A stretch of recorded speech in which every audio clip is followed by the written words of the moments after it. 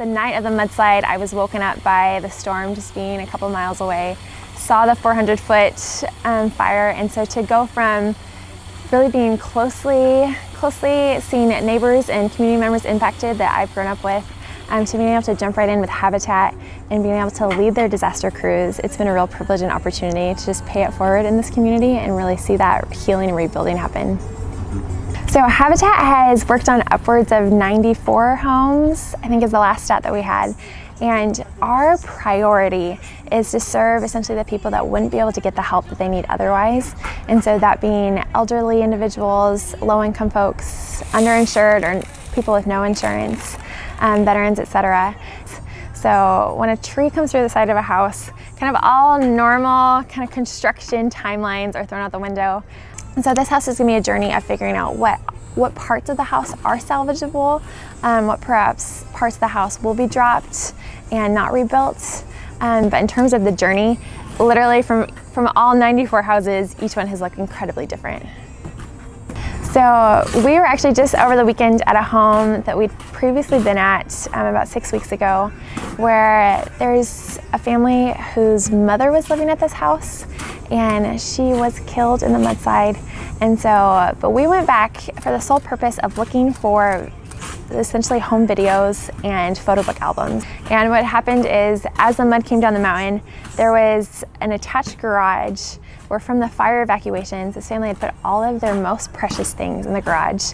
And so the family was able to determine that this garage got swept, it got taken off the house, swept down the way, and then it collapsed on itself and then piled with 6 feet of mud. And so what my crew and I got to do was we got a machine operator, we had people with shovels, and we sifted through the mud 6 feet trying to identify where on the property this garage could possibly be.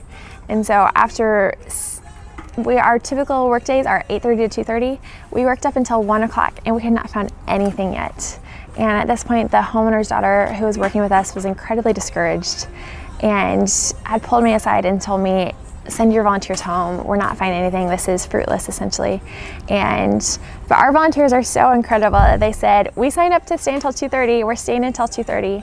And within 30 minutes, we found 12 photo albums that were packed with images of this homeowner's mother from when she was a child all the way through adulthood. And this is such an incredible gift to the homeowner that we could provide. We have some humorous ones as well. Sure. But for example, at this particular home, so the homeowner actually makes wigs for cancer patients. And so as they were digging through the mud, they found a mannequin head with a wig, but they had not realized yet that it was a mannequin. And so, but we have a process in place because there are opportunities where we're concerned about what we're finding. And so I did get called up and we had to assess it, but at that point, the mannequin head had fallen over in the mud. And so I guess hearing secondhand that there was this incredible moment of pure relief knowing that it was just a mannequin head, but then just almost nervous laughter recognizing what it could have been. And then just that release. I can't imagine doing anything else these days.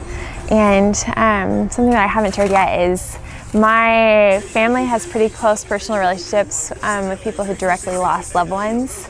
And so kind of my heartstrings are already naturally pulled in this direction. And so to see just the impact that I'm seeing at all stages, like even for people to invite us in to participate with them as they're trying to heal. This isn't a community that I think is used to kind of being recipients of help very often. And so it's just been a beautiful kind of transformative experience that I've seen of just friendly neighborhoods and getting to connect with one another and really focus on what life's about, and that's people.